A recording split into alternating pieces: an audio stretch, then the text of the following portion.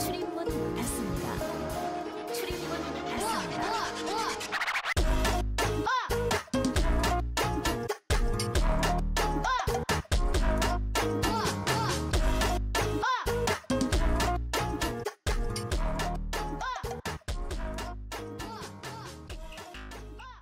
안녕하세요. 나인인치일즈의 김용택. 장태현입니다. 여러분들은 지금 나인인치일즈의 토크쇼를 시청하고 계십니다. 네, 장소가 바뀌었죠. 네, 여기는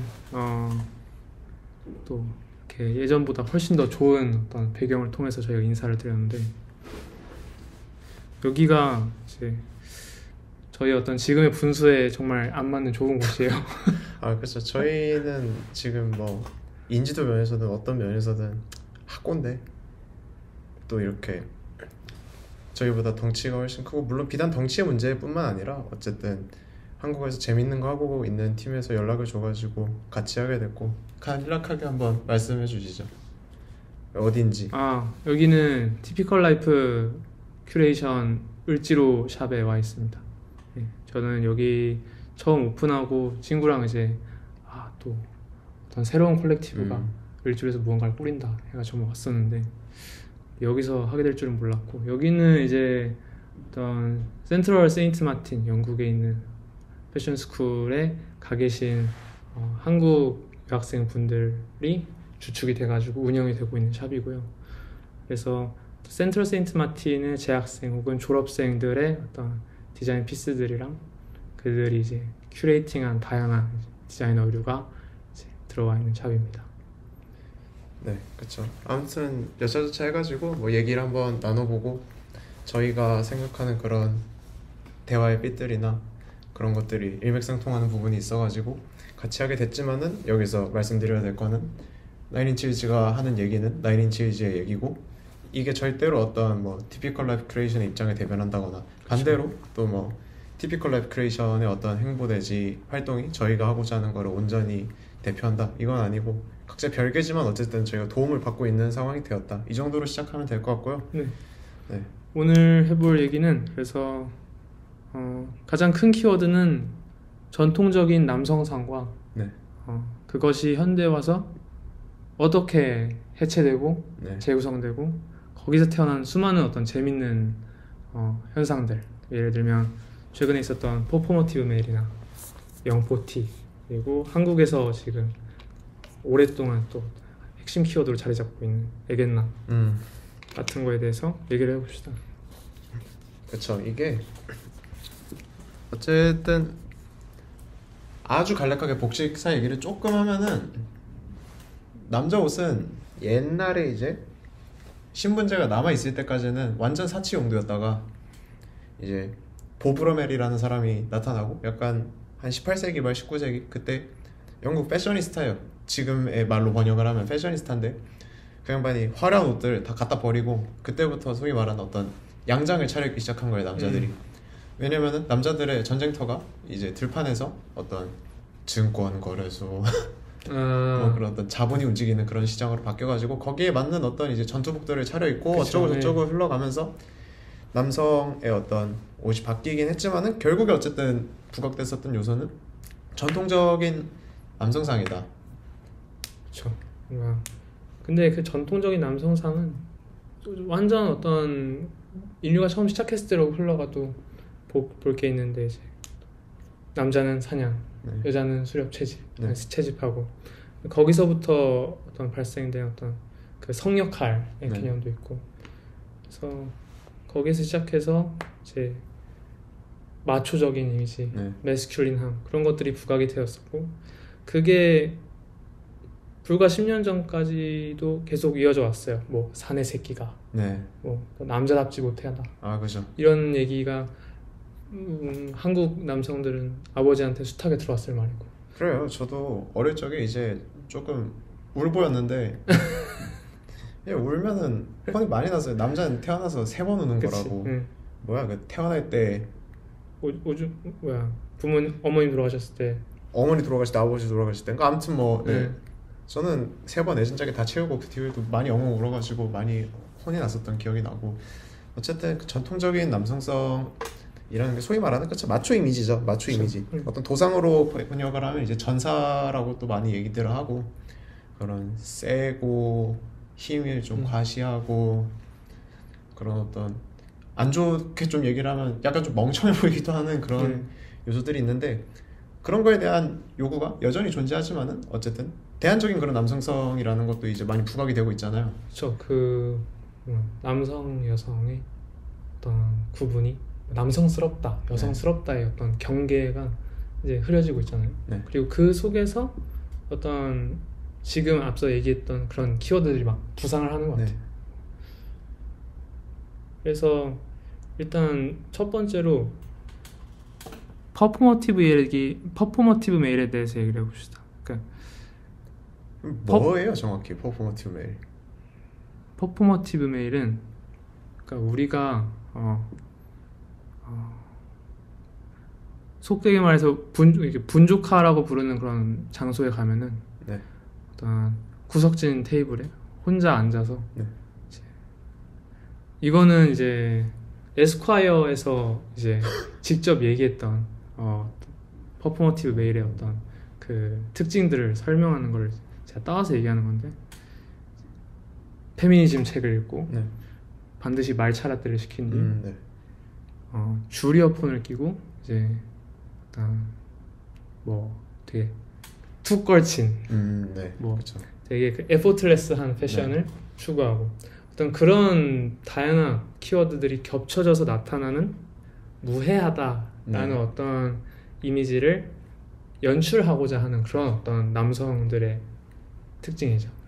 그렇죠. 그 사실 연출적인 측면이 사실 어떤 이 용어가 정립되고 그것이 어떤 조롱의 목적으로 사실 좀 많이 쓰이고 있는데 그게 골자가 연출이죠 사실은. 왜냐면은 그렇지 못한데 이제 못하다고 하긴 뭐하지만 그래도 어떤 자연스럽지 않은 분위기를 어거지로 내려고 하고 그것을 통해서 어떤 그 뒤에 숨겨져 있는 어떤 의도를 이제 가지고 있는데 그게 어쨌든 여성을 유혹하려고 하는 거잖아요. 맞아요. 그냥 속되게 말해서 여자 꼬시려고 여자한테 안전해 보이는 이미지를 만들기 위해서 그런 식으로 착장을 구성하고 어떤 라이프 스타일을 꾸며내는 사람들에 대한 그런 조롱 섞인 용어죠 이게. 그런 퍼포머티브 멜. 그러면은 이게 문제가 되는 지점이 뭐라고 생각하세요? 아까 이제 차 타고 오면서 막 말씀을 하셨는데 몇 가지. 그러니까 일단 퍼포머티브 메일을 그러니까 그렇게 어떤 실제로 그러한 의도를 가지고 연출을 하는 사람들은 까야 되는 게 맞죠. 근데 뭔가 이게 저는 이렇게 가는 거예요. 뭐냐, 우리가 어떤 남성 A를 딱 봤을 때 퍼포머티브 메일로 보이는 어떤 남성 A를 밖에서 봤을 때 그 사람이 진짜 퍼포머티브 메일이냐는 거죠. 그냥 말차라떼를 원래부터 좋아하고 뭐 페미니즘 책 원래 많이 읽었고 패션도 원래 그렇게 입는 사람이었다면 어떡하냐는 거지. 그렇죠. 어떤 낙인을 함부로 찍어선 안 된다. 근데 여기서 뭐냐면 이제 그런 어떤 퍼포머티브 메일이라는 어떤 비하 용도의 어떤 용어가 그 부류들 때문에 이 어떤 시선이 이제 되게 어떤 그 경직성을 부여한다는 거예요. 남성들한테 원래 그런 어떤 취향을 향유했던 사람들이 경직된다는 거죠. 나 이렇게 그죠. 보이면 어떡하냐. 약간 이거는 그 얘기랑도 겹치는 것 같아요. 약간 소위 말하는 부평 패션. 그치? 부평 패션에 약간 그 요소들이 있잖아요. 스톤 아일랜드, 뭐 형광색 톰 브라운 반바지. 가디건 이렇게 되면은 예를 들어 원래 톰 브라운을 막 좋아하고 예를 들어 뭐 진이 따라 샀을 수도 있고 톰 브라운을 막 좋아했던 사람들이 이것 때문에 막 못 입게 됐다. 아니면 소위 말하는 뭐 급식 티 묻었다 하는 그런 류의 어떤 얘기라든가 어쨌든 여기서 발생하는 이미지 전유 내지 소모의 문제들이 사실 좀 크게 떠오르는 것 같아요 이게. 그쵸. 뭐 이런 얘기하면은 또 그런 거 떠오르죠. 차부족과 버버리, 고프닉과 아디다스 그런 그런 안 좋게 굳어져 버린 이미지 때문에 브랜드들이 타격을 입는 경우도 많이 있고. 네, 그런 것들도 많이 있고. 근데 퍼포머티브 메일을 주변에서 본 적이 있어요? 저는 본 적은 없는데 사실 이게 퍼포머티브 메일이라는 말 자체가 다수 영미권에 조금 초점이 맞춰진 그런 뉴욕이라든가 그런 도시에 좀 초점이 맞춰졌다고 보고 그렇죠. 한국판 약간 김치 패치를 거치고 나면은 그거예요. 그 나선욱 씨가 예전에 꽁트 했었던 그 막 성수동 뭐 어쩌고 머시갱이 막 감성충 네. 그게 사실상의 어떤 퍼포머티브 메일의 로컬라이징 된 네. 버전. 한국에선 조금 더 일렀다 오히려. 아 사실 그 부류의 무언가가 아닐까 해요. 왜냐면 그게 욕을 먹는 이유가 그 밈 영상 중에 이제 막 지금 들고 있는 책이 뭐예요? 막 오만과 편견이다, 막 폭풍의 언덕이다, 뭐 이런 막 고전 소설들이 나오고 아 그럼 혹시 무슨 내용이에요? 하면 막 갑자기 입국 탓하고 이러는 거. 그렇죠. 네. 그런 식으로 어쨌든 척하는 문화에 대한 그 어떤 반발들이 일어나는 거죠. 이게 비단 이것도 퍼포머티브 메일만의 문제가 아닌 게 사실 척함에 대해서 조금 더 엄격했었던 다른 문화는 외려 훨씬 더 마초적인 어떤 문화에서 많이 보였던 양상인 것 같기도 해요. 패션 쪽에서 놓고 치면 힙합하는 사람들의 어떤 태도가 될 수도 있고 아니면 보드 타는 사람들이 이제 저 새끼 좀 포져. 그치. 뭐 스케이트보드를 왜 저 모양으로 들고 있냐. 그죠. 보드 안 타지 이런 거. 반스를 봤는데 옆에 밑창이 하나도 안 갈려 있어. 그러면서 이제 그 어디야 여의도였나요? 그 보드 스팟 우리나라. 그렇죠. 여의도 그러고 막 보드 들고 쫄래쫄래 와가지고 저 보드를 전 진짜 타지 않아가지고 기술명을 모르겠는데 아무튼 그런 식으로 하는 거. 척하는 태도에 대한 어떤 반감의 시선들이 이런 퍼포머티브 메일에서도 좀 많이 드러나는 것 같아요. 그렇죠. 척하는 거 하면은 또 이것저것 많이 생각나요. 뭐 일단 인디 밴드 뭐 그 인디 밴드 티 뭐 너바나 티 입었는데 밴드 뭐 티. 너바나 진짜 듣는 거냐. 핑크 플로이드 티를 입었는데 곡 하나도 모르고. 아 그렇죠. 근데 그거는 또 다른 얘기로 또 흘러갈 수 있죠. 뭔가 어떤 그 티셔츠에 대한 얘기로 하면은 또 이 티셔츠에 담긴 어떤 역사나 컨텍스트를 모르고 있는 거는 저는 그럴 수 있다고 생각하는데. 당연히 그럴 수 있고 그래도 되죠. 그렇죠. 근데 그것도 어떤 그 척한다라고 어떤 말하는 사람들 있잖아요. 아 근데 그것도 어쨌든 소위 말하는 포저 담론에 들어가서 욕을 먹긴 하죠. 왜냐면은 그 어떤 이미지를 특정 집단이 약간 소유하는 방식으로 그거를 소비를 하다가 그걸 뺏긴 거잖아요. 약간 그거죠. 인싸들이 드디어 이 뭐야 오타쿠까지 뺏어갔다 이런 것처럼 약간 그들만의 안전지대였던 거예요. 저희처럼 옷 좋아하는 누군가들 아니면 막 음악 좋아하는 그런 밴드티 모으는 사람들 누군가의 안전지대였었는데 갑자기 이제 인스타그램 인싸들이 몰려와가지고 그걸 막 뺏어가는 거야. 이제 티셔츠 막 이거 좋아 보인다 이러고 막 너바나 있고 AC/DC 있고 막 핑크 플로이드 뭐 별의별 밴드티 다 많이 사던데요. 저는 사실 이 티셔츠 게임에 큰 관심이 없어서 모르긴 하는데 막 앨리스 인 더 체인 뭐 다이노소어 주니어 막 또 뭐 비옥 이런 거 잘 나가고. 그쵸. 근데 한편으로 이 자격에 대해서 논하는 것도 어떻게 보면 웃겨요. 무슨 뭐 3대 500 이하 언더아머 금시 이것처럼 딱 그거랑 다를 게 하나도 없다니까요. 사실 너 지금 당장 뭐 제네시스 음반 세계 율법 이거 하는 것처럼 그런 식의 어떤 자격 요건에 대한 얘기로 넘어가면 사실 퍼포머티브 웨이를 약간 방어해주는 그 논리로 약간 얘기를 할 수도 있을 것 같아요. 그냥 좋아서 입겠다는데 이 좋아함의 어떤 필요충분 조건에 대해서 늘상 패션계 안에서 얘기가 나오는 것 같은데 저는 솔직히 이제 이거에 대해서 입장을 표명을 못하겠어요. 그쵸. 네, 근데 이거는 퍼포머티브 메일이라는 터미놀로지가 너무 어떤 그 외형에 중점적으로 외형을 중심으로 사회에서 약간 키워드가 된 그런 것도 좀 문제가 있는 것 같아요. 뭔가 어떤 그 개념적인 설명이 많이 부족하고 뭔가 이러이러면 이거 입는다, 이거를 메고 있다. 근데 너무 약간 비약이 큰 거죠. 그러면은 뭐 이거 입었으면 혹은 이런 라부부 키링을 달고 있으면 다 퍼포머티브 메일이냐. 어떤 그런 문제도 있는 것 같고. 근데 이건 약간 그런 느낌이죠. 가족 유사성으로 웃기는 개념이라서 비주얼적으로는 뭐 보면은 뭐 다 뭐 포함하는 것도 아니고 요거는 요거랑 요만큼 겹쳐 있고 그치. 요거는 요만큼 겹쳐 있고 요만큼 해서 어떻게 왜 이렇게 둥글둥글하게 묶이는 게 뭐 퍼포머티브 메일이다 해서 막 스타터팩 같은 거 나오지. 근데 결국 그런 스타터팩 밈이든 아니면 이 조롱의 어떤 논조든 결국에는 그 척함 그리고 의도가 남들의 눈에 되게 투명하게 비침에도 불구하고 그렇지 않은 척. 그게 사실은 사람들이 얘기하는 꼴보기 싫은 지점이 아닌가. 나는 뭐 약간 저는 퍼포머티브 웨 보면서 약간 반대급부로 완전 테토 문화에 그게 떠올랐었는데 헬창 밈 있잖아요. 헬창 밈 보면 꼭 그런 게 많아요. 막 뭐든 기구에 여자분이 운동을 하고 있어. 그러면 막 가가지고 이거 빤히 쳐다봐. 그럼 막 그런 어떤 노골적인 성적 시선으로 보는 줄 알았는데 알고 보니 막 기구 써야 되니까 막 꺼져라 하면서 여자 집어 던지고 막 들어가서 다시 래플 다운하고 그러는 것처럼 하는데 그것도 약간 어떤 헬창 이미지 메이킹의 일환 아닌가. 우리는 정말 순수하게 운동이 너무 좋아요 하는 그런 류의 이미지 메이킹 아닌가. 사실 왜냐면은 이거를 인정하면 편하긴 한데 남자도 여자도 어쨌든 이성한테 잘 보이기 위한 목적이 일면 있는데 그게 아예 없는 사람처럼 남자를 대상으로 하면은 무슨 고자인 것처럼 그렇게 행동을 하니까 아니, 고자 아니잖아요.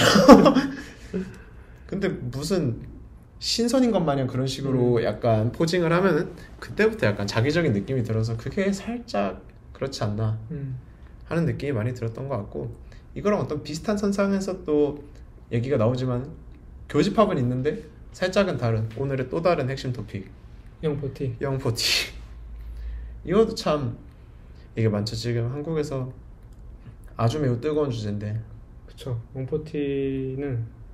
사실 영포티는 단어 자체는 좀 옛날에 나왔어요.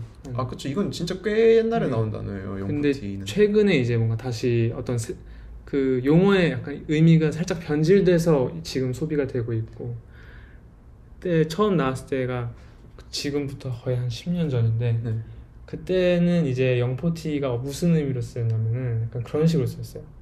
그 당시에 이제 30대 후반에서 네. 40대 여기가 전체 인구수 한국에서 이제 전체 인구수가 가장 좀 소비하는데 네. 많은 그런 나이 연령층이어서 이들의 어떤 소비 문화가 한국의 전체적인 어떤 대중문화를 그냥 끌고 갈 것 같다라는 어떤 뉴스가 나와가지고 거기에서 이제 영포티가 새로운 어떤 그러니까 소비와 문화를 이끌어가는 주도권을 쥐고 있는 게 20대 젊은 애들도 있지만은 40대 역시 무시할 수 없는 그 중요한 축이다 그 얘기라는 거죠. 그렇죠. 근데 그럴 줄 알았는데 안 그랬던 거예요. 그래서 전혀 어떤 그런 기능을 하지 못했고 그래서 사장됐어요. 그 어떤 단어 자체가 사화가 됐는데 그러다가 이제 22년에 한번 다시 올라오고 그 영포티가 이번에는 좀 조롱의 의미로 많이 쓰였죠. 아 그렇죠. 어떤 의미로 쓰였는가 영포티는 지금 사실 어떤 이거도 그래서 제가 얘기했었던 퍼포머티브 웨어과의 접점 교집합이라고 하면은 저는 이걸 좀 무해한 남성성을 표방한다 라고 조금 포장이 아니죠. 그거를 규정을 한번 해보면 논의가 편해지지 않을까 하는데 영포티들 소위 말하는 영포티스러운 옷을 입는 남성들이 그 옷을 왜 입는가 하면은 젊어 보이고 싶고 그 젊어 보임을 통해서 그것의 수단이잖아요. 젊어 그렇죠. 보인다는 거는 그 수단을 통해서 이루고자 하는 목적이 뭐냐 결국에는 그 어린 여성들한테 접근을 하는 거죠. 근데 누가 봐도 아저씨 같은 옷을 입고 그렇게 접근을 하면은 너무 아저씨 같으니까 그렇다면은 나의 어떤 나이라는 현재 단점을 눌러줄 그걸로 옷을 채택을 한 거죠. 그러니까 난 너와 어떤 비슷한 문화를 향유를 해. 나는 너와 그렇게 문화적 코드가 다르지 않아. 내가 나이는 뭐 많을지언정 너와 뭐 그렇게 정신적인 무언가들 아니면 사상적인 것들이 크게 다르지 않다 라는 거를 표출하기 위한 어떤 수단이라고 옷을 또 규정짓기 뭐하지만 어쨌든 그들의 태도 면에서 사실 겹치는 부분이 큰 것 같아요. 제가 영포티랑 이 퍼포머티브 메일을 한 가지로 묶은 거에 대해서는 무해한 남성성을 표방한다, 이 아웃스탠딩 하는 거죠. 그렇죠. 그래서 이 사람들이 이제 어떤 의상 어떤 옷을 입는지 어떤 그 스타일이 어떻게 나타나냐면 이제 그들이 20대 30대일 때 네. 딱 그 나이키 매니아가 확 그 엄청 유행했을 때고 그리고 래플 문화도 엄청 많이 있었고 아 그렇죠. 저희가 최준 씨랑 얘기했었던 에피소드에 있었던 것처럼 뭐 슈겜코 머시기 네. 하면서 그 전후로 해가지고 어떤 한국에서의 스트릿 패션이 굉장히 잘 나가던 그 시기. 그때는 이제 뭔가 그런 거였어요. 운동화 하면은 막 되게 비싼 운동화, 그래. 레어한 운동화 신으면 진짜 다 알아주고. 그렇죠. 약간 저는 아직도 기억나는 게 그때도 좀 기괴하다 생각했던 게 막 위에 깔끔한 반팔티 그리고 밑에 9부 슬랙스 9부도 아니라 8부 그리고 얄쌍한 다리 그 밑에 갑자기 마스야드 2.0 이랬는데 막 사람들이 박수를 개치는 거야. 막 죽여준다 뭐 네, 어쩌고 저쩌고. 영롱하네요. 이제 브로님 아니 영롱님 브로하네요. 영롱님 막 이런 브로하네요. 거 그거 보고 약간 벙쪘었어요 저는 그때. 뭐지 혹시 나 빼고 세상이 다 몰카라나? 약간 무슨 뭐 특정 아이템을 착용을 하면 사람이 신분이 올라가는 것처럼. 그쵸. 그리고 네. 그 약간 나이키 매니아나 어떤 다른 그런 스니커즈 커뮤니티들이 그런 거를 약간 막 올려주고 약간 네. 그런 모시는 어떤 그런 커뮤니티가 됐었잖아요. 그러다 보니까 또 그게 엄청 중요한 아이템으로 자리 잡았고. 근데 그 문화를 이제 전성기 때 다 향유하고 그게 어떤 지금의 어떤 스타일로 나타나는 거죠. 왜냐면은 네. 특히 그런 어떤 뭐 스니커즈나 어떤 뭐 스투시, 슈프림, 팔라스 이런 것들이 스트릿 브랜드들이잖아요. 네. 근데 어떤 뭐 캐주얼이나 뭐 양장이나 뭐 이런 것들은 영하다랑은 살짝 거리가 멀고 영함을 표시할 수 있는 이제 약간 가장 직관적인 스타일이 스트릿이거든요. 그렇죠. 제일 쉽고 간편한 어떤 방법이죠. 그러니까 이제 어떤 갖다 입는 옷들의 어떤 브랜드나 그런 게 딱 그쪽으로 굳어지는 거죠. 그런 이유도 있고 약간 그것도 있어요. 이게 구하기가 쉬워요. 그리고 잘 표가 나요. 표가 잘 난다. 그치? 아까 직관적으로 얘기했던 것처럼 딱 뭐 입었으면 이거다라고 딱 알 수 있는 그런 것들. 로고 중요하고. 예를 들어 스톤 아일랜드 옷이 있어요. 와펜이 없으면 이제 사질 않아 버려. 아니면 우영미 그 한동안 엄청 유행했었던 등대기에 꽃 엄청나게 크게 프린팅 되어 있었던 그런 티셔츠 아니면 뭐 스투시 티셔츠 이런 것들이 이제 어떤 주요한 아이템으로 자리 잡았고 그 특징을 좀 나열해 보면 말씀했듯이 이제 스트릿 브랜드의 어떤 캐주얼 복종들 뭐 티셔츠, 후드티 이런 거에 이제 큼지막한 로고 혹은 그 제일 유명한 짤 있잖아요. 그 막 나이키 토트백 들고 그 엽다 씨가 따라했었던 그런 거 보면 이제 캐피탈 잼스톤 팬츠. 그쵸. 사실 그런 것만 보면 이제 브랜드를 가린다고 놓기도 뭐 해요. 브랜드를 막 스트릿 브랜드를 꼭 입는다 이것만은 아닌데 어쨌든지 간에 여기서 가장 중요하게 도드라지는 지점은 돈 이꼬르 전투력으로 환산되는 그 어떤 패션 소비의 양상이 보이고 그거에 대해서 사실 소위 사람들이 조금 염증을 또 느끼고 있는 거 아닌가 저는 그 생각을 좀 많이 하기는 해요. 특히 옷 좋아하는 사람들이 그거에 대해서 약간 삔또가 상했다고 해야 되나 아니면 거부감이 들었다고 해야 되나 아무튼 그런 식으로 그냥 돈 찍는 패션에 대한 어떤 그런 반감도 좀 있지 않나.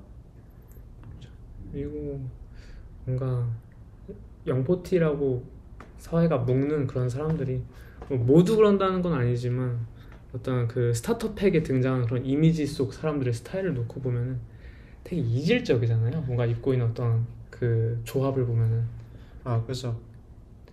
까놓고 말해서 그래 뭐 태도는 둘째치고 외형만으로도 조롱을 받는 경우가 꽤 있잖아요. 그냥 멋있게 잘 입었으면 사실 뭐라 안 했을 거예요. 근데 이게 약간 그거죠. 예를 들어 무슨 음식으로 비유를 들면 좋을까? 회 맛있죠? 짜장면 맛있죠? 냉면 맛있죠? 그 세 개 한 번에 먹으면 어떨 것 같아요? 약간 그런 거죠. 각자 캐릭터가 다 강한 무언가들을 그냥 한 자리에 다 모아놓으니까 이게 소위 말하는 사람들이 영포티의 패션을 조롱하는 그 큰 맥락은 중국 갑부 졸부 패션을 조롱하는 그 맥락과 정확히 동일하게 들어가는 거죠. 이제 어떤 패션 센스라든가 체형에 대한 이해 아니면은 이 옷을 어떻게 입음으로써 미적 혹은 시각적으로 어필하고자 하는 포인트라는 게 존재하지 않는다는 거죠. 그냥 강 브랜드 걸어다니는 이제 기업의 판촉물, 걸어다니는 카탈로그, 그거를 자처해 버리니까 거기에서 오는 어떤 외형적인 좀 기괴함에 대해서도 사람들이 뭐라고 하는 것 같고. 근데 또 이게 한편으로는 그렇게 입을 수 있는 거 아닌가 라는 얘기도 할 수 있잖아요. 뭔가. 그렇죠. 이거를 또 두둔해주는 얘기도 할 수 있어요. 왜냐면은 그 앞서 얘기했었던 스트릿 브랜드들이 아까 형택 씨는 이제 말씀하시기를 그 어떤 스트릿과 래플의 어떤 전성 시기에 대해서 얘기를 했었는데, 더 돌아가 보면은 00년도 초반 90년도 후반 그냥 진짜 전 세계 스트릿 패션이 가장 날아다니던 시기. 그러니까 버지라블로 이후에 지금 현재 에라 이전에 그 이전 시기 현대 패션의 등장부터 2015년으로 잡을게요. 2015년 이전까지 가장 스트릿이 잘 됐던 시기가 언제냐? 그럼 90년대에서 00년대 초반까지. 그리고 그때 잘 나갔던 브랜드들을 결국에 다시 소비하는 거예요. 왜냐? 그때는 진짜 돈 없는 대학생이었으니까. 그렇죠. 약간 고막번 이즈백 그런 것처럼 그때 이제 동대문에서 막 삥 뜯기면서 샀던 슈프림 짭 이런 것들이 그 뭐야 쌈디 가사에서도 나오잖아요. 막 뭐 백포스 짭 어쩌고 그런 거 하면서 사이먼 도미닉의 그 사이먼 도미닉 이런 노래에서 아마 뭐 백포스 막 짭 얘기가 나왔을 거예요. 아무튼 아닌가? 이센스인가?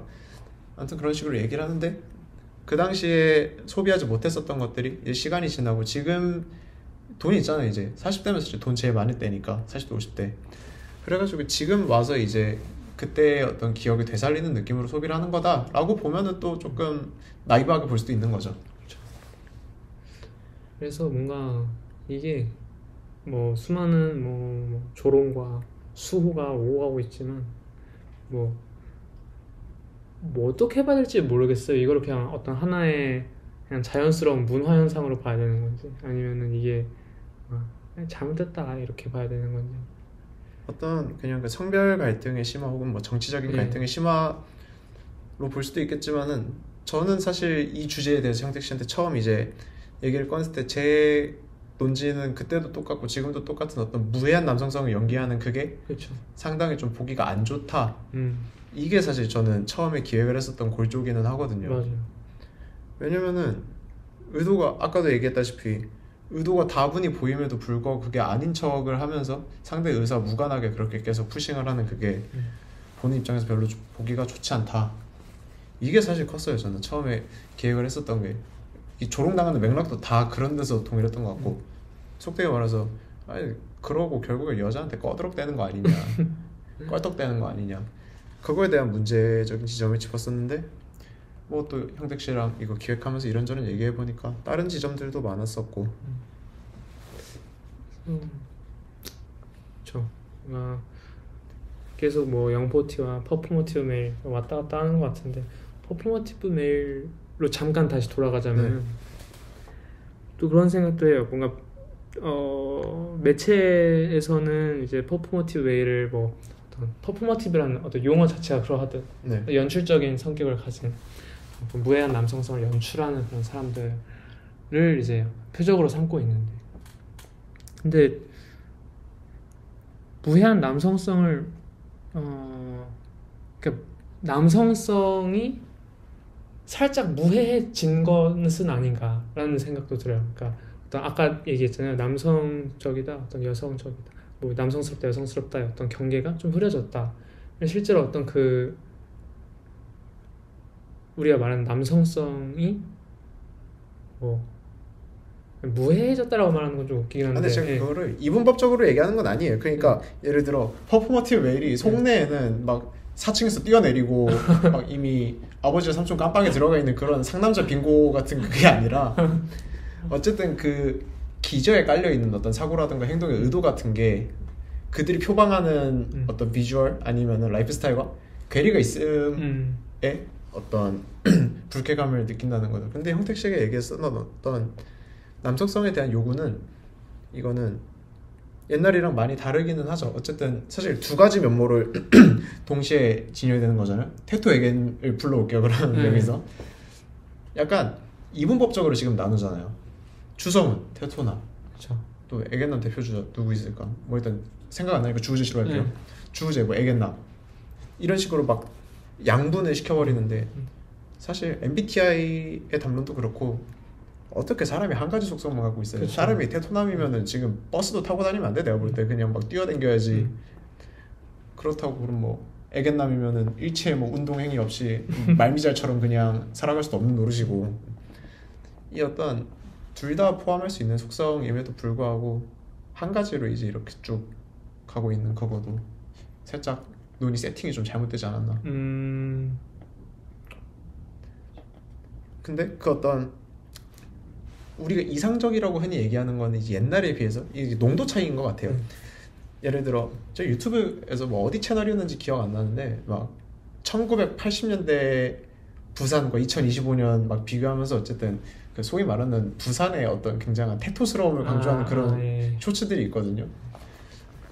그런 거를 봤을 때 소위 말하는 한국에서 이제 인터넷 같은 데서는 낭만의 시대이지 야만의 시대라고 부르는 20세기 후반의 어떤 한국에서의 남성상 그리고 2025년의 남성상은 크게 변했죠. 이건 비단 한국만의 문제도 아니고 해외에서도 그렇잖아요. 이거 되게 유명한 영상 같은 것들 많잖아요. 기원전 1600년 나는 뭐 벌써 사과를 2번이나 먹었고 한 번에 바나나를 먹었으면 뭐 저거 한 3번의 바다를 보았다. 이제 죽어도 된다. 그때 나 21세 이러고 막 중세 뭐 나는 이제 뭐 4명의 아이와 뭐 4명의 아들 3명의 막 딸 그쵸 막 멧돼지 몇 마리 어쩌고 저쩌고 이런 식으로 하고 2025년 넘어서 나 아직 막 진짜 연애할 준비가 안 된 것 같아 막 이러면서 찡찡대는 거 어떤 이거는 세대론과도 어떻게 보면 이어질 텐데 뭐 막 조금 더 옛날에 비해 막 유약하다 뭐 어쩌다 이런 얘기들 나오겠지만 이 얘기는 근데 또 너무 더 끌고 가면 저희가 그쵸. 패션 팟캐가 아니라 사회학 팟캐 혹은 인류학 팟캐가 돼요. 이거에 대해서 계속 끌고 가면은 밑도 끝도 없습니다. 그쵸. 이것도 뭐 밤새고 필리버스터 할 텐데 이렇게 하면은 아까 테토랑 얘기를 꺼냈으니까 한번 애견남 얘기도 해봅시다. 애견남이라는 단어는 한국에서만 쓰이잖아요. 네, 한국에서만 쓰이는 단어예요. 그래서 그러니까 어떤 테토남, 애견남 나뉘는 것도 아까부터 계속 했던 얘기랑 괴를 같이 하고 있는데 네. 뭔가 사실 애견남은 어떤 그 뭐 아까 얘기했던 뭐 비하나 조롱이 섞인 어떤 뜻을 함의하고 있진 않잖아요. 네. 그래요? 근데 소비 양태는 좀 다르지 않아요? 저는 이거를 처음 접했을 때 약간 테토남이 약간 열등한 어떤 용어인 줄 알았어요. 아 그래요? 약간 그랬나? 아니, 제가 느끼기에는 근데 남들이 이해하고 있었던 맥락은 오히려 약간 반대의 그거였었고 약간 애견남을 다들 찌질하게 생각을 하고 있었고 저는 약간 테토남을 침팬지 같은 그런 비유로 생각을 하고 있었어요. 근데 나는 그 두 개의 단어가 어떤 우열을 가지고 있다고는 못 느꼈거든요. 매체에서 다룰 때. 이거의 탄생을 저는 같이 봤었거든요. 네. 이게 제가 알기로 어디 뭐 네이버 블로그인가 스레드에 어떤 분이 막 무슨 연예인들 관상 갖다 놓으면서 애견 테토 어쩌고 하면서 시작돼 약간 다소 좀 음습한 어떤 문화가 시작인데 뭐 지금에 와서는 어쨌든 전통적 성역할의 복귀의 효시가 되는 그런 어떤 밈이었었고 사실 이게 테토남 뭐 애견남 이런 문제는 지금 성정체성 이런 뭐 성적 역할이나 뭐 그런 거 떠나가지고 지금은 이제 약간 추구미의 차원이 된 것 같아요. 그쵸. 소위 말하는 추구미.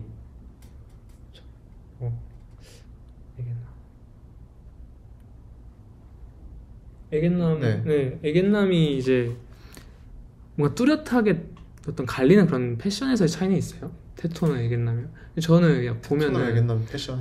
완전 뚜렷하게 나뉘는 것 같은데 뭐 테토남의 패션 하면은 가장 먼저 생각나는 어떤 뭐 워크웨어나 네. 군복 베이스의 네. 어떤 모든 옷들 그리고 어떤 레더 그런 거 있는데 애견남의 패션을 생각하면은 뭔가 훨씬 더 좀 다양한 것 같아요. 뭔가 이것도 어떤 조금의 어떤 정형 과정을 거치면 애견남의 패션이 될 수도 있고 근데 애견남의 패션은 테토남의 네. 패션으로 갈 수 없고 아, 그런 게 있잖아요. 네. 그러면은 저 좀 웃긴 질문 하나 해봐도 돼요? 네. 리고엔스 애견이에요? 테토예요? 리고엔스 있는 남자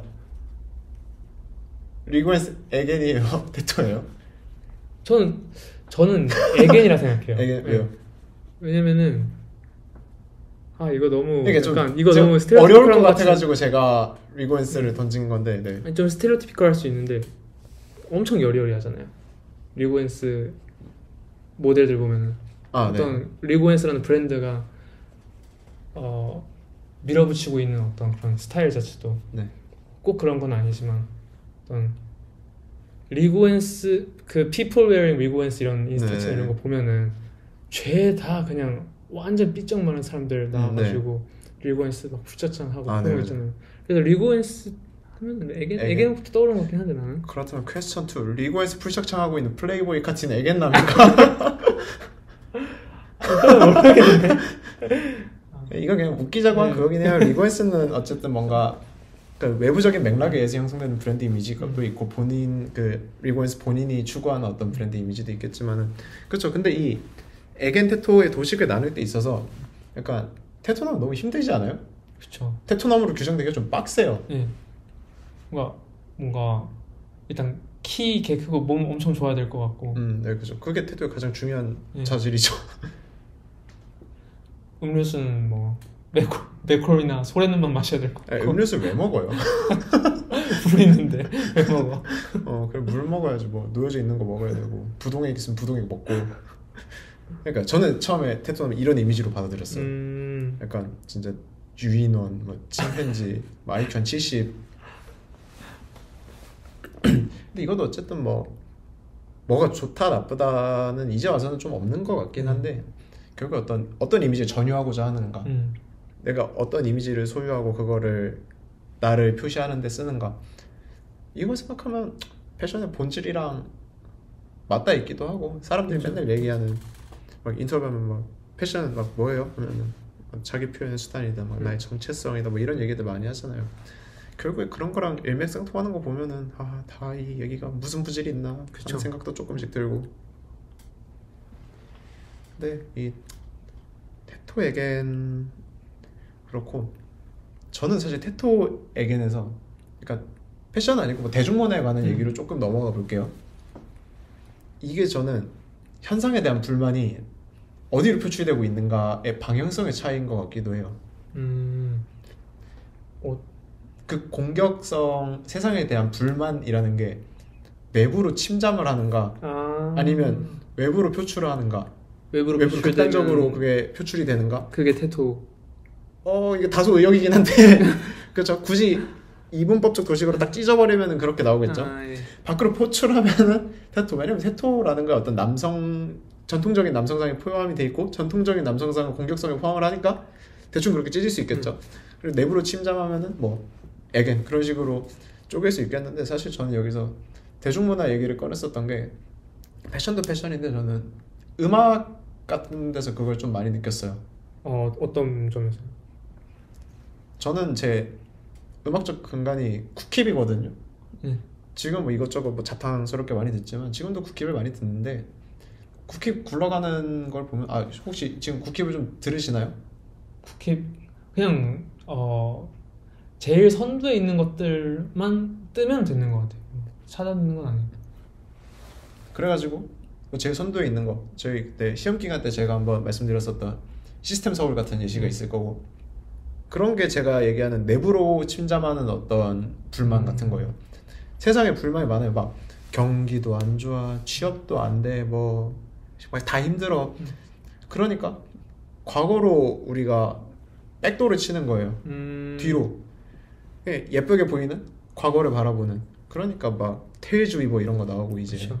옛날 드라마, 저희가 어렸을 적에 봤을 법한 그런 드라마 OST로 막 돌아가 버리고 그런 식으로 과거로의 어떻게 보면 퇴보적 양상이라고 할 수도 있겠고, 그게 뭐 구리다 그게 아닌데 시스템 소울 저도 좋아하기 때문에 아무튼 그런 식으로 과거로 돌아가는 양상, 혹은 미쳐가지고 이제 그냥 소위 말하는 할 말 못할 말 안 가리고 그냥 막 다 뱉어버리는 그런 류. 뭐 최근에 래퍼들의 예시를 치면은 리치기 같은 사람이 있을 거고, 네네. 조금 더 몇 년 전으로 치면은 뭐 권기백 씨 같은 사람이 있겠죠. 그런 식으로의 어떤 양분되는 느낌도 저는 많이 가져요. 이 막 테토 에겐 이런 것부터 해가지고 이 어떤 이분법적으로 찢어버리고 그 이분법에 찢어버리는 어떤 힘이 나가는 방향이 외부로 그냥 폭파시켜버리기 아니면 안쪽으로 끝까지 가라앉기 이렇게 딱 두 개로 가버리는 것 같아가지고 요즘 그냥 네 인터넷 중독자로서 재밌습니다. 근데 약간 그 테토남이라고 네. 분류되는 사람들 보면은 오히려 힙합 안 듣고 다 아이돌 음악 만들 거예요. 무슨 사람이 되게 많아요 주변에. 네? 어떤 네? 아이돌 여자 아이돌 음악에만 그러니까 그 테토남이라고 하면은 제가 머릿속에 떠올리는 그 테토남 이제 띠따띠라 띠따또따를 한다는 그거죠. 그죠. 왜냐면 막 저 태연 씨 어땠을지 모르겠는데 저 군대 있으면은 뭐 리치 이기 네. 건기배 아는 사람이 한 명도 없고 다 그냥 뉴진스 음악 무한 반복 재생하고. 아 근데 그 소비의 양태랑은 전 다른 그거긴 했어요. 제시했었던 게 아니, 막 테토남들이 리치기를 소비하고 애견남들이 시스템 소울을 소비한다 이게 아니라 그런 건 아니고 그 어떤 표출의 형태라는 게 아. 그냥 그런 식으로 간다.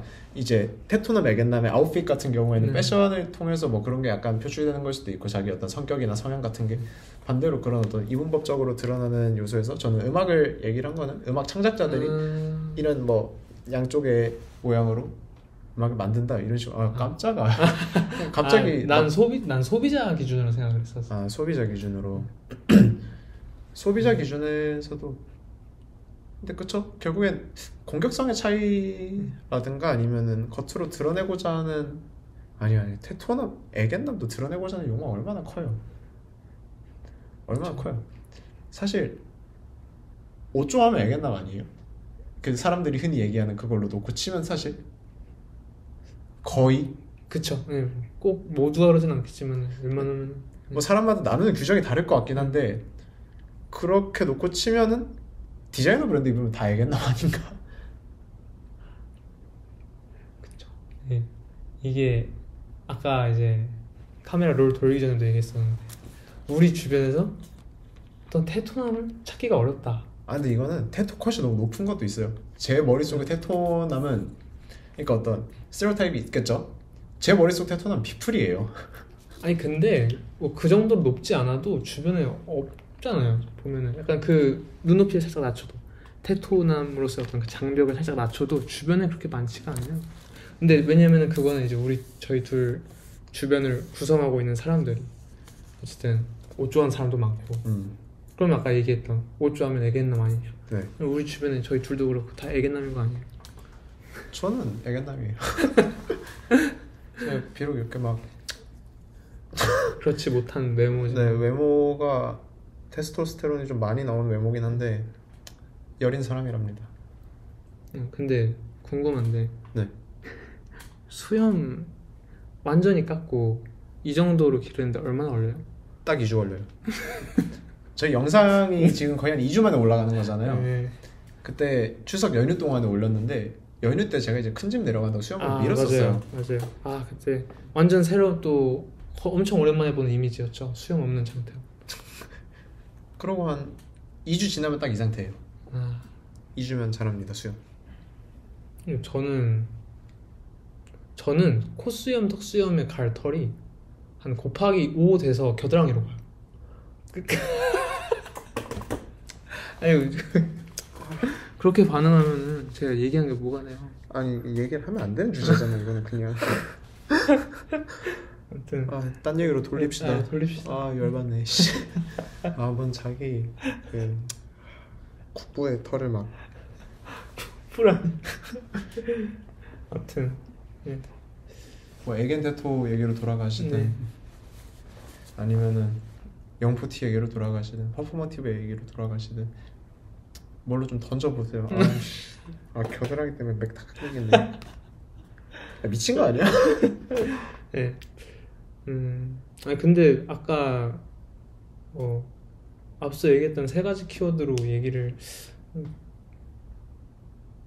또 어떤 얘기를 할 수 있을까요? 제가 뭔가 어떤 그 주변에 대한 얘기들을 이것저것 다뤄봤는데 그렇죠. 그 주변에 대한 이야기들도 했었고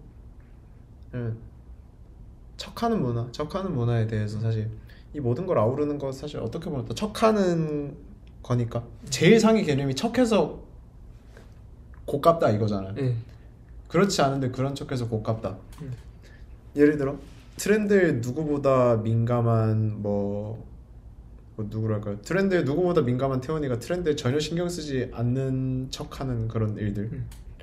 패션을 입으면서 예를 들어 요즘 유행하는 코펜하겐 스타일로 쫙 빼입고 그러고 얘기를 하는 거죠. 나는 이제 마일드한 옷이 좋아. 막 그렇게 티내고 그런 옷 별로 안 좋고 난 마일드하고 툭 걸칠 수 있는 옷이 좋아.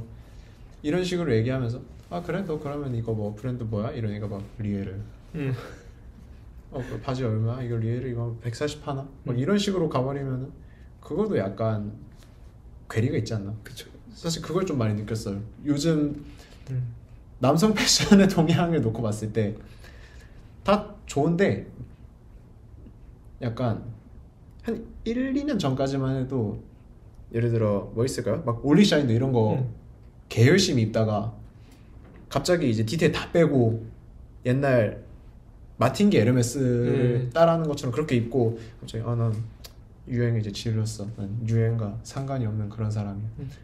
이런 식으로 갑자기 나가버리면은 그거 보면서도 좀 곤란함을 이제 많이 느끼는 거죠. 근데 약간 그렇게 어떤 스타일이 바뀌는 게 한편으로는 또 자연스럽잖아요. 저도 자연스럽긴 한데 이게 한둘이면 모르겠어요. 네. 근데 이게 밴드웨건 그거 마냥 네. 집단으로 그냥 온 세상이 갑자기 코펜하겐이야. 저는 한 2010년대 중반으로 중반이 아니지 2010년대 중반 북유럽 브랜드 깔로 다 돌아가는 줄 알았어요. 초창기 아크네 이런 것처럼. 근데 이게 집단적으로 어떤 스타일이 움직이는 게 약간 뭔가 예로부터 늘 그랬잖아요. 막 갑자기 다들 막 어떤 스트릿웨어 붐 확 일어나면서 2010년대 중후반에 막 다 같이 스니커즈 게임 미쳐가지고 뛰어들고 그랬을 때 저도 물론 엄청 열성 팬이었지만 한편으로는 또 그때 스스로에 있는 저랑 막 같이 몰려다니던 사람들이 막 좋게만 보이진 않았던 것 같아요. 아 그렇죠. 근데 유행에 따르는 게 좋아 보일 수도 있고 안 좋아 보일 수도 있긴 한데 근데 제가 얘기했었던 건 어쨌든 큰 골자는 결국엔 척함이라는 것으로 계속 귀결된다는 것이죠. 이 어떤 패션에서 나타나는 그거 약간 그렇게 얘기하기가 힘든 건지 유행해서 입었다 라는 말이 아무래도 좀 짜치죠. 그렇죠. 그게 문제가 돼가지고 그냥 다들 약간 옷을 입는데 어떤 거창한 철학들을 이제 제시를 하는 것 같은데 근데 각자의 철학이 있겠지만 저는 이제 진짜 모르겠어요. 저도 물론 유행 어느 정도 따라가고 이뻐 보이는 거 있으면 사고 그러는데 이제는 옷 살 돈도 없고 그냥 수염이 길러서 그런가? 수염이 길으니까 이게 왜냐면 제가 완전 막 워크웨어 무슨 막 오사카 데님 이런 거 막 제가 좋아하진 않거든요. 잘 입지도 않고 그러니까 옷이 다 그냥 흐물흐물해졌어요. 그러니까 옷 취향이라는 게 옛날에 훨씬 더 막 아방한 거 많이 입고 이러다가 물론 지금도 유행 어느 정도 좋아해서 약간 이 형광 티셔츠 같은 것도 일면 약간 의식을 한 거거든요. 저 약간 힘준 거. 예, 형광 티셔츠 안에 원래 이런 거 그냥 이제 흰색 티 받쳐 입으면 진짜 딱 아저씨 옷인데 굳이 꾸역꾸역 이제 여기 안에 하늘색 티 받쳐 입고 와가지고 약간 트렌디한 척하고. 근데 이게 너무 이런저런 말들로 포장이 많이 되고 노이즈가 많이 끼니까 그런 데서부터는 또 이제 피로감이 오더라고요. 패션 관련해가지고. 그래서 요즘 사실 저는 패션도 좋지만 다른 것들도 그래서 많이 보는 것 같아요. 그냥 오히려 패션 밖에 있는 다른 것들. 네, 영화 최근에 짬나면 맨날 영화 보러 다니고 혼자 가서 막 기겁하고 그러고 다니고. 뭔가 저는 태연 씨도 방금 약간 어떤 자기 입는 어떤 스타일의 변화에 대해서 막 얘기를 했는데 저도 막 어떤 원래 이제 아티잔 엄청 많이 입었잖아요. 저도 네. 아티잔을 엄청 좋아하고 그랬었는데 일단 돈이 너무 많이 나가요. 아티잔을 좋아하면은 그죠. 한두 푼 하는 거 아니잖아요. 그런 네. 것들이 그런 것도 있고 그러니까 약간 그때 지난 팟캐스트에서 얘기했었는지 모르겠는데 네. 군대 갔다 오면서 그냥 어떤 내 옷 소비하는 거에 좀 흥미가 많이 떨어졌어요. 그냥 뭐 보는 거는 이제 보는 것도 많이 좀 덜 보긴 했는데 그러니까 좀 패고 네. 싶던데. 그럴 수 있잖아. 뭐 언제든지 막 매 순간 그렇게 열성적으로 보는 게 힘들어요. 태원 씨가 대단한 거예요. 뭐 이건 농이었고요. 아무튼 그죠. 그 얘기 한번 했었죠. 흥미가 조금 떨어졌었다. 그래서 엄청 단순하게 그냥 입게 되고 지금 오늘도 지금 촬영하러 오는데 공군에서 나눠준 패딩 입고 오고. 아유, 군대 좋아요. 저도 깔깔이 아직 입고 다니고. 그리고 아티잔 막간 이용해서 아티잔 얘기 뭐 잠깐 짧게 해볼까요? 아티잔 얘기요? 아티잔 얘기 좋죠. 약간 제가 옛날에 어떤 블로그에서 그걸 봤거든요. 약간 아티잔 옷 같은 게 어떻게 보면은 남자의 어떤 애견력 가장 충만한 어떤 차기 행동 중에 하나라는 그 어떤 고견을 밝힌 글이 있었는데 애견력 최종 보스. 네, 그거 보고 약간 여러 측면으로 좀 생각을 해보게 되더라고요. 어떤 점에서 어떤 그 아티저널 중에서도 그 네오앤틱 쪽, 그러니까 그 빅토리아 시기의 복식, 네네. 복각한 그런 거 말하는 거죠. 그죠. 그런 게 로맨틱한 무드를 가지고 있긴 하죠. 네. 로맨틱도 그렇고 이 어떤 소위 말하는 애견스럽다고 하는 포인트 중에 하나는 내추럴한 거. 아니요 이거 비주얼적인 부분보다 저는 외려 막 계속 무언가 파고드는 그 행위가 일면 좀 사람을 그렇게 보이게 하는 것 같아요. 약간 계속 막 남들 안 사는 브랜드 찾고 무슨 어떤 브랜드 찾고 그런 식의 어떤 행위들. 왜냐면 그 사람이 조롱했었던 어떤 논조가 막 후르츠 패밀리 무슨 매물 다 알림 설정해놓고 새로 고침 개 하면서 그거 매물 뜨면은 내고 찔러보는 그거 막 어쩌고 저쩌고 하면서. 근데 그게 아티잔 이 파이가 원래 작았으니까 그거를 약간 전유하고 있었던 느낌도 들거든요. 지금은 이제 뭐랄까 한국 아티잔 시장이 많이 커졌죠. 그렇죠. 아이즈맥의 뭐 아티잔 관련된 글이 올라온 걸 보고 확실히 체감을 했어요. 이제 완전히 어떤 주류적인 그게 됐구나. 네. 근데 이게 또 뭐 모르긴 해요. 이게 한철 장사가 되고 끝날지 아니면은 이게 어떤 스테디한 어떤 유행으로 자리 잡을지 그건 모르는데. 네. 근데 확실히 아까 그 얘기 있잖아요. 아티저널과 어떤 애견 사이 어떤 관계에 대해서 저는 그 지금 얘기 들으면서 생각해 보니까 또 그런 비주얼적에서 그런 면도 있는 것 같은 게 아티저널 옷들을 보면은 어떤 목가적인 분위기가 있어요. 특유의 좀 중성적인 어떤 분위기를 띄잖아요. 그리고 어쨌든 그 주로 그 차용한 어떤 그 복식이 이제 어떤 20세기 어떤 중반에 20세기 아니죠 19세기 20세기 사이에 있는 어떤 뭐 노동자나 아니면은 뭐 목수, 농장 직원 그런 어떤 서민의 복식을 썼다는 게 되게 약간 아까 얘기했던 그 좀 에포트레스한 그게 있어요 사실. 근데 그렇죠. 뭔가 계급적 최상위 남성의 어떤 무언가를 표상하지도 않고. 그렇죠. 뭔가... 맞아. 그리고 그 어떤 조롱의 지점 중에 제가 개 긁혔던 게 있는데 다 난쟁이 새끼들이 입는다고. 아티저널을. 근데 저는 제가 난쟁이 새끼를 조금 긁히더라고요. 그게 많은 상처를 그때 입고 어쩌면 그날 이후로 제가 아티잔을 버리게 된 걸 수도 있겠네요. 사실 그 글에 내상을 좀 많이 입었어요. 약간 저의 모습을 많이 보는 것 같은 기분이 들어가지고. 그 어떤 조롱을 보고 긁힌다는 거 해서 생각나는데 스타터팩 있잖아요. 모모 스타터팩 그 개페인 파피가 한때 어떤 그거를 제가 맨 처음에 뭐였는지 모르겠는데 그런 제목이 그런 거였어요.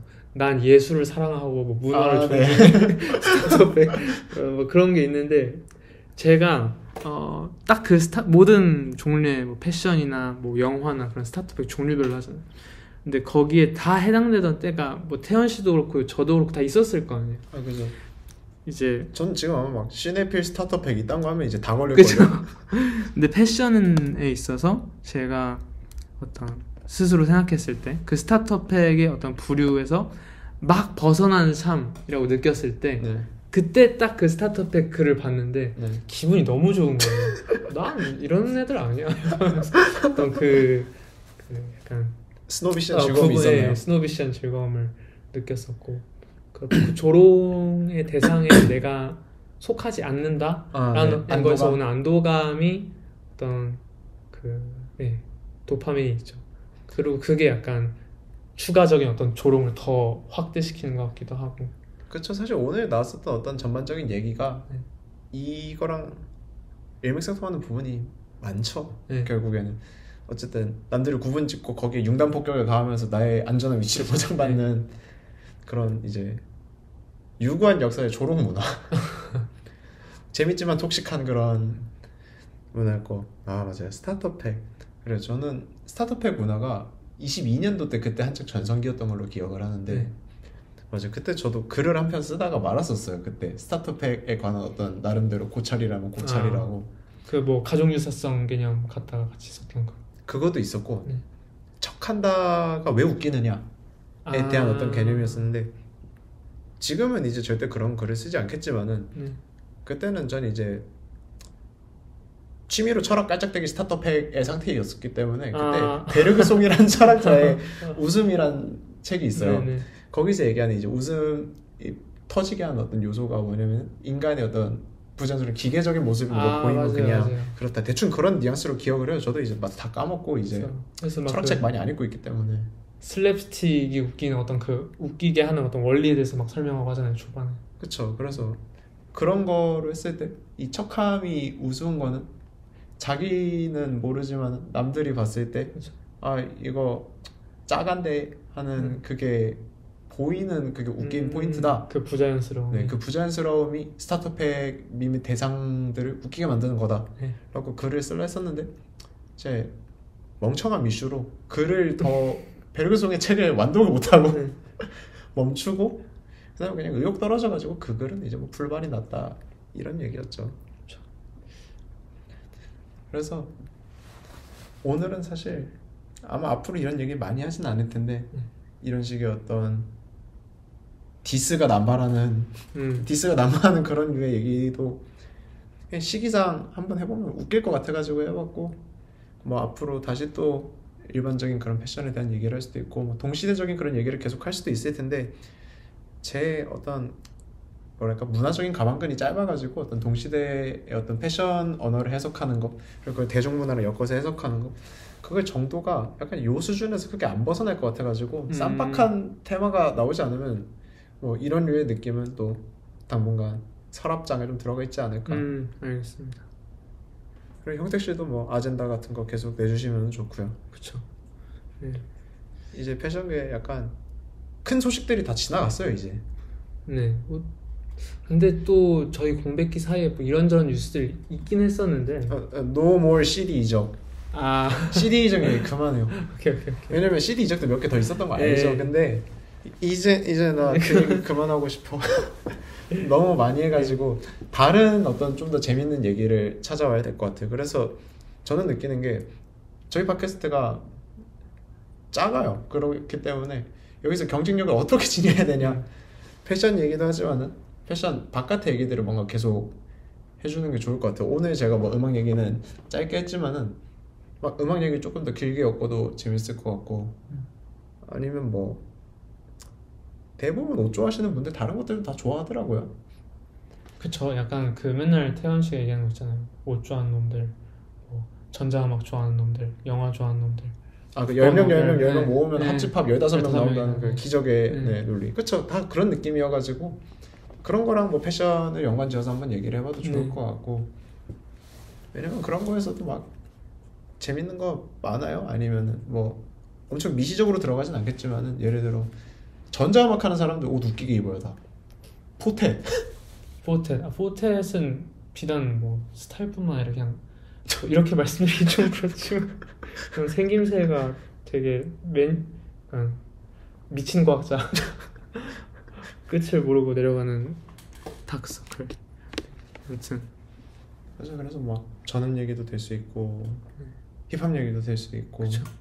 좀 패션이랑 그래도 관련이 있는 어떤 뮤지션들을 생각을 하면은 그래가지고 시기가 조금 지나긴 했지만 그래서 저는 예전에 어떤 오피움이라는 집단이 만들어내고 있었던 어떤 패션의 새로운 컨텍스트 아니면 사실 드림갱이라는 그런 또 이제 뮤지션들 이제 크루죠 크루 거기가 만들고 있는 어떤 패션의 흐름 그리고 이건 약간 컨트로버셜할 수도 있겠지만은 오피움이 드림갱의 부산물을 어떻게 받아먹는가에 대한 얘기도 할까 싶었어요. 패션에 관해서 약간 에코2K의 패션을 따라하는 플레이보이의 패션을 따라하는 켄 칼슨의 패션을 따라하는 어쩌고 저쩌고 같은 그런 얘기도 막 해볼까 했었는데 뭐 이런저런 컨텐츠 회의를 조금 더 거치고 또 추후에 한번 재밌는 얘기를 해봐야죠. 그래서 오늘은 한 요 정도로 이렇게 마무리를 하면은 딱 괜찮을 것 같습니다.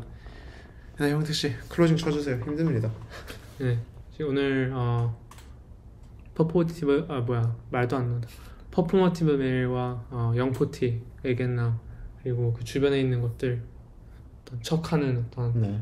사회적인 현상 이런 거 다른 주제들 다 다뤄봤고요. 저희는 다음 주에 조금 더 달라지는 컨텐츠로 돌아오도록 하겠습니다. 지금까지 바이니치 일제 김용택 장태현이었습니다. 다섯. 감사합니다.